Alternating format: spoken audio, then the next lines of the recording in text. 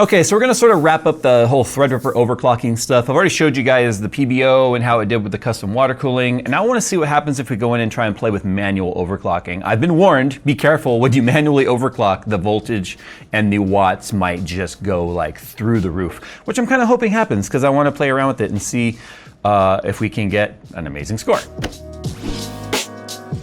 The Kraken series AIOs from NZXT come in many shapes and sizes to fit your CPU needs. The Kraken Elite series RGB coolers feature a 2.36-inch 640 by 640 customizable LCD screen, showing system info or custom GIFs and images for a custom look, as well as the F-series RGB fans and a single breakout cable for a simplified installation. If low-key is more your thing, then the Kraken Elite series also comes in black and non-RGB edition, while retaining the amazing pump screen, and NZXT is now enabling animated GIF functionality on all base model non-Elite Krakens.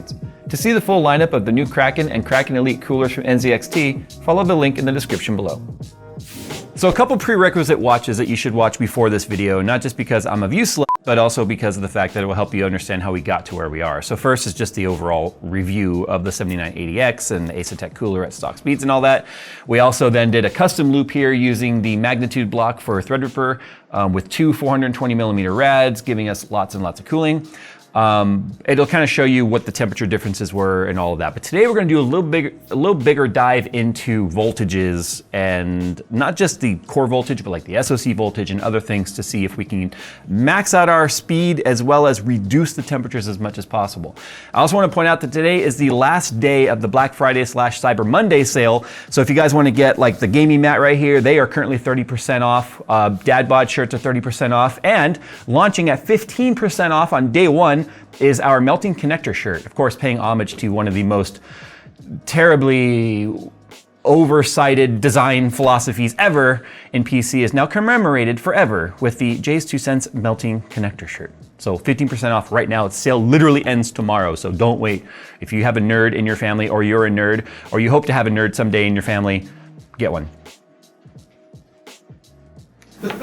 A couple things too that sort of stinks. This is the 64 core 128 thread CPU. If you have a 96 core Pro unlocked, it's gonna take even longer, but the boots are slow as hell. Most of that's because of context memory restore. And the reason for that is that you can toggle that so that it either retrains the memory every time you turn it on to guarantee stability and functionality. You can also disable it, which is enabled. So enabled is like disabled, where it doesn't do that every time. It's kind of backwards. So I will be turning that off so that we can get faster boots, mostly because of the fact that I already know that it's stable at 6,000 megahertz, and I even dropped it a little bit lower to 5,800. The score I'm gonna show you right now is with the Expo enabled with tighter timings and stuff. Because I'm using Cinebench right now specifically for CPU stressing for voltages and temperatures, it is not a memory intensive program. I'm gonna be putting the memory back to stock, honestly, for faster boots and the fact that it's not going to increase the score any. And if you're dealing with overclocking, typically you want to find your max stable CPU overclock before you start messing with the RAM, because of the fact that the RAM is controlled by the memory controller that's on the CPU itself. So you want to do those things independently of each other so you know what the cause and effect was and what your stability might be. If you do both at the same time, you won't know if you crashed because of memory, or didn't post because of memory, or CPU, or voltage, or core multiplier. There's too many factors here. Also too, I'm using hardware monitor to keep an eye on this stuff, even though the Ryzen Master software does show us voltages, because the Ryzen Master software that we're using is the press release beta that was designed for the before launch ability to use it with the CPU. It is still laggy and slow as frick. And when I say that, I mean, I can't even drag the window across the screen without it pausing all over the place because of the fact that it's such a terrible piece of beta software at the moment, with that version anyway. Not only that, it'll hurt our score as much as like 5,000 points just having it open, because every time it pulls the CPU for information, it pauses what it's doing to ask the CPU, like, what are your temps? And the CPU is like, whoa, bro, I'm busy, hold on a second. And then it hands off tasks back and forth. So with that said, let's just go ahead and do a run right here. So voltages are pretty insane. Insanely good, by the way. Here's our V-core, and you can see under load, it's 1.040 for 64 cores. And that was a 118,677. You'll notice that the highest ever went was 1.320, and that tends to be between loading and unloading the cores.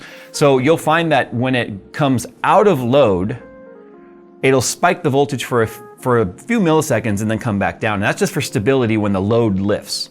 It's kind of weird. It's actually pretty smart to have that dynamic voltage control. A cool feature of Threadripper is the fact that all of its power saving, sleep state, energy saving functionalities will still work when you put in manual voltages. So unlike mainstream desktop, or if you put in a manual voltage, let's say 1.3 volts, it'll just be 1.3 volts static all the time, which with that voltage pumping to the CPU would never allow the CPU to go into a sleep state because it sees the voltage and it says, hey, we got to stay in our high load. And so high core clock, so what it'll do is it'll keep the clocks up, it'll keep the voltage up, and just burn energy idle for no reason whatsoever. Let's go ahead and do this one more time. I'm looking at what our VIN is on all of these as well. They're not really moving. So yeah, 1.016 for a minute there. That's a 119,248. I have broken 120,000 twice already prior to making this video. There was like a 120,070 something and then a 120,096. And that was just by letting the coolant get nice and cool. So when it comes to temperatures, CPU temp is reported in a bunch of different areas. You have the motherboard reporting temperature. You also have the CPU reporting temperature. So we can kind of correlate the two to just see what's happening with our temperatures. But taking the AMD Threadripper temperatures reported for this package and the CCDs would be the most accurate versus ASUS's. So ASUS does not actually report the temperature of the die and stuff directly. It kind of reports like a package temperature on the motherboard, sort of under the CPU. So that gives us, that's why you'll usually find that temperature is much lower than what the CPU is reporting. So if we see right here under the temperatures and hardware monitor, CPU is idling at 32 and the hottest it saw was 75. But if we look at our actual AMD Ryzen Threadripper temperatures right here, you can see our package is at 33 and the hottest we got was 77.5. And our CCDs are at high 20s. And the reason for that is that extremely low voltage. We're currently idling our voltage right now at 0.752, so 752 millivolts. But that's because most of the cores are sleeping right now. So let's go ahead and run some repeat tests here so we can kind of keep an eye on the voltages for a moment. So let's see the package temp. 65, 70, 72, 73, 74, 75, 76. And let's go ahead and see what our CCDs are doing. Mid 70s, high 60s. CCD 6 is actually getting the hottest at 81.3. And in CCDs also, CCD 2 is also hitting 81. Our package temp hit 81.6 for a second there, but you have to remember when we look at the reason why it gets warm, look, we are running all these physical cores at 4.8 gigahertz. That's a lot of cores right there. It's always fun to look at that. And that's cores, not even threads, because SMT obviously is enabled. That last run was a 119,078. Okay, so let's take a look at our current package draw. If we look at our CPU power, we're drawing 762.4 watts. And that was actually 762.52. So that's a combination of the CPU core as well as the SoC.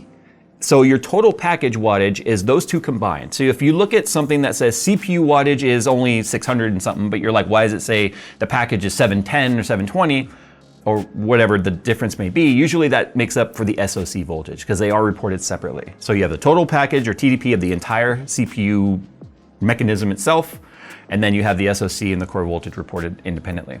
Okay, so let's go ahead and head into the BIOS. I will not be doing any of this stuff in Ryzen Master for the reason I already mentioned. The press version of Ryzen Master is just hot garbage. It's just terrible. We can turn on PBO and do all that crap that we want from the BIOS as well.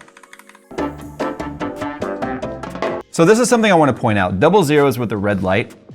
The worst thing about AMD, and this is one of the things I went into with my video about why I switched back to Intel. You just never know if something that was working perfectly fine, you just saw me in the desktop, all I did was say restart. And it's like, no, because I'm too stupid to know how to restart.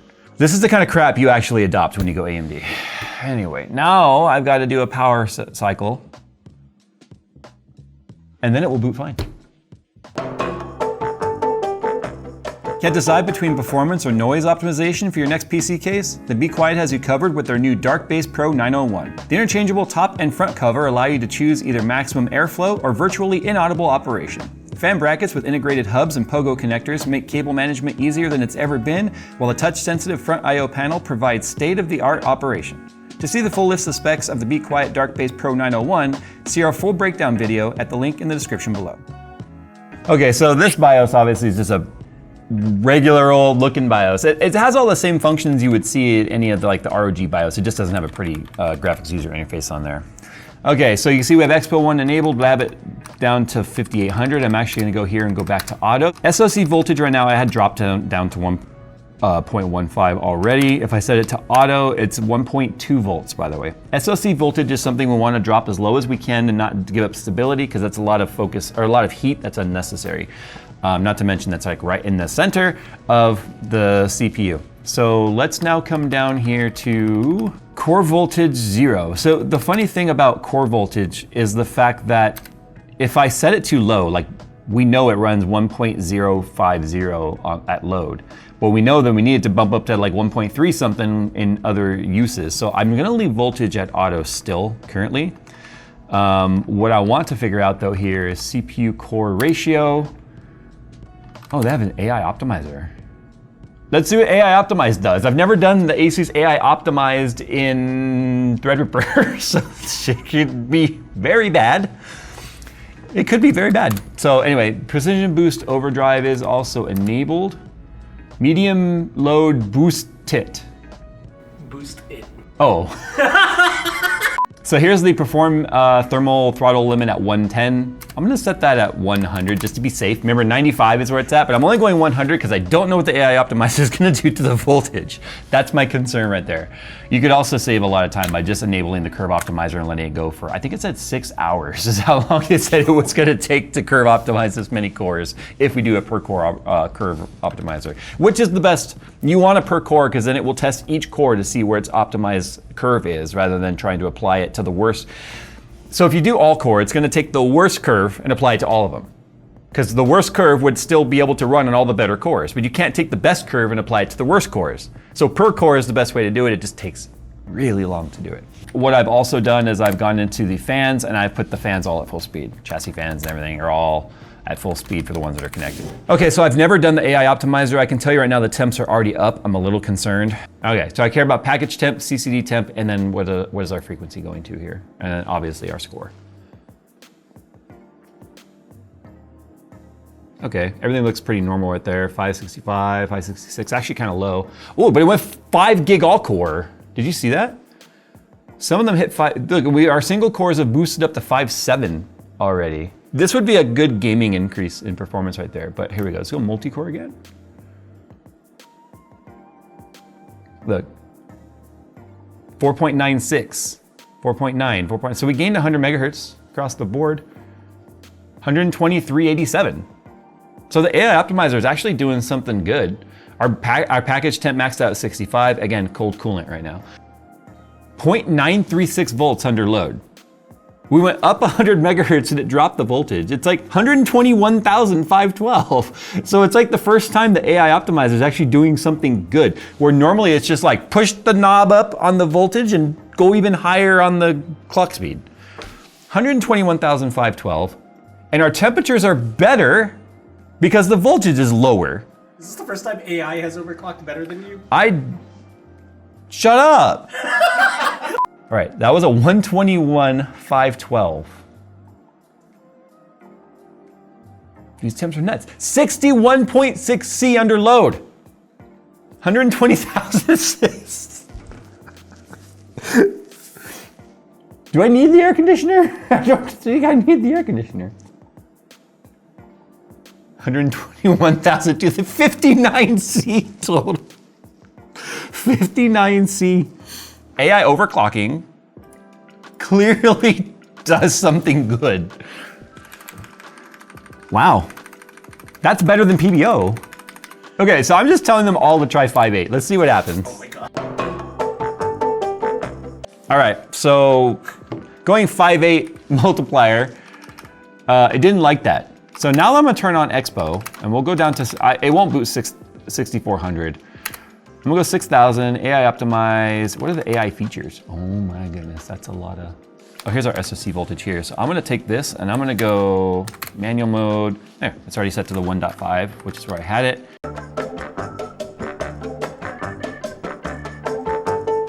Okay, let's see what happens with our core clock at the moment. Should go 4.9 all core. Aww. Okay, so that 150 megahertz extra on a couple of the CCDs, which are going up to 5.0, needs that extra SoC voltage. So now we get to put that voltage back. I think that's all I'm gonna have to change. Actually, to be fair, no, it could be the fact that I enabled Expo as well. So remember how I said, do one thing at a time? But this time I decided to change two things, like the SoC voltage and the memory. So now I'm not sure which it was. So now I get to wait for a repost again. So this is where sometimes you have to ask yourself, depending on your workloads, is it better to have the fastest memory possible with a mediocre CPU speed? Or is your task very CPU dependent and not so memory dependent? So it's better to have fast ass frick CPU and then stock memory speeds. Okay, so all I changed right now was the SoC voltage. Let's see if we can make it through a run. If not, then I'd actually be inclined to think that it would, yeah. So I think it's memory. I actually think it's memory. That's unfortunate. It takes a pretty high lottery CPU to be able to run really fast memory as well as really fast CPU overclocks. And when I say really fast overclocks, don't forget stock on this was like 3.7, 3.8 all core, and we are currently at 4.9. That's a lot. Actually, when I say stock, it's like 4.0, 4.1 all core, and then depending on the cooler, it'll drop down to like 3.7, and that's where we were with the Asetek. We were always at like 4.1, 4.2, I think it was, with this custom cooler. All right, so all I'm gonna change now then is I'm gonna leave my SoC at 1.175, and I am going to put my RAM back to stock non-expo. So that's all I'm gonna change right now is the RAM back to defaults and see if removing the RAM overclock will get us back stability. If so, then what I'll do is I'll re-enable Expo, but then I'll start from 48, I'll go to like 5,000, and then maybe 52, 54, and then try and see where we get stability from there. So back to auto, AI optimize, that's all the same, the 1.175. That way the only thing I'm changing is the Expo, so I know if that was causing our stability problem. All right, so after multiple restarts and a clear CMOS later, this is also why I save profiles on my BIOS so I can quickly get my settings back. I was able to get it back up and running, and now we're at 120,369. Again, it'll probably hit 121 at some point. It's actually running a little warmer than it was before. 58, 59, 60. There we go, there's a 121, 233. I think it was still loading some background stuff. So we are back to stock speeds on the memory. I don't know. I don't think if I was to enable XMP right now that I would get any additional score. I've tested that a million times on Cinebench. So as you can see though, what I didn't show you at the start of this video, if you've gone to watch the prerequisite videos like I've showed you, you would see that our initial review, we got just under a 94,000 with the stock speeds. And that was with Ryzen Master and everything open. You shut off Ryzen Master, it was like a 95,000. So we went from a 95,000 to a 121,233 by simply clicking a button in the BIOS. This is like the first time I've ever seen like actual AI over, look at all the vid voltages. It's because of each core, right? Okay, as I was starting to say, it's the first time I've ever seen AI overclocking actually do something good for the CPU. Like normally it's just kind of mediocre at best. On Intel, it'll give you a couple hundred megahertz and bump up the voltage to something ridiculous, remove all of the Intel limits. On AMD's like 7950X and X3D, barely anything would happen, period. Nothing happened on my 7950X 3D with the AI optimizer. I had to actually have it go in and do the curve optimizer at -30, and then that's where I actually got really good, I got really good scores out of that. I've gained like 3,000 points in Cinebench by using the curve optimizer, and PBO did nothing. So PBO is like similar to AI, only it's doing more voltage at less core speed, at 4.8, and AI is doing 4.9 on the best CCDs and 4.85 on the mediocre CCDs, and it's doing less voltage at the same time. So clearly, it is running just fine. So here we go, one more run.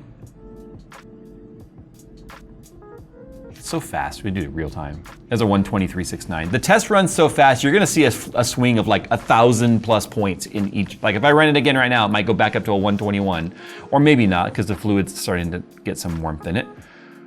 Packaged at 58.9C, 59C.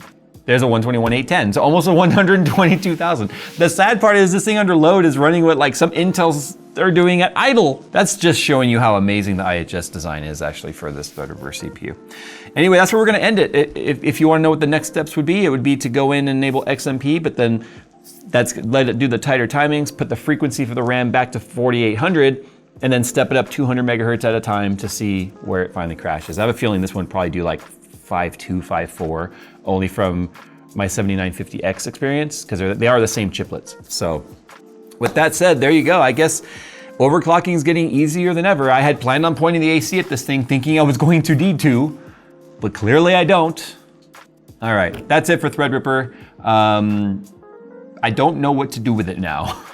I think Phil's gonna probably load like Adobe Photoshop and Premiere and everything on here and After Effects and see how this thing performs as just a massive CPU renderer. Normally we use GPU for all that rendering stuff. This TV's power save mode is so dumb. Anyway, it'll be interesting to see how this thing literally just rips through video encoding. Threads of video encoding? Video threads encoding.